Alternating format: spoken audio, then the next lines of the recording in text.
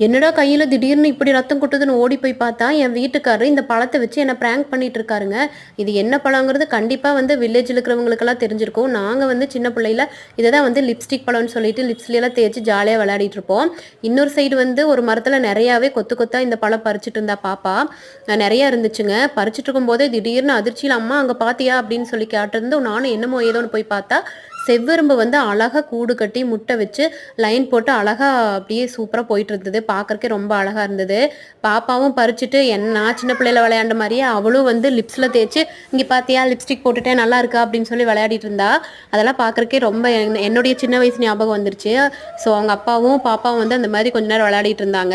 அதுக்கப்புறமா வந்து நாங்க வந்து அங்கிருந்து கிளம்ப ஆரம்பிச்சுட்டோங்க. கிளம்பி வர வழியில பாப்பாத்தி பழம், அதுக்கப்புறம் வந்து சீனி புளியங்கானெல்லாம் நெறைய பறிச்சு சாப்பிட்டு வந்தோம். வில்லேஜ் லைஃப் உங்களுக்கு கண்டிப்பா புடிச்சிருக்கும்னு நெனைக்கிறேன். புடிச்சிருந்ததுன்னா நம்ம சேனல சப்ஸ்கிரைப் பண்ணிட்டு வீடியோவ லைக் பண்ணிக்கோங்க. நம்ம இன்னொரு வீடியோ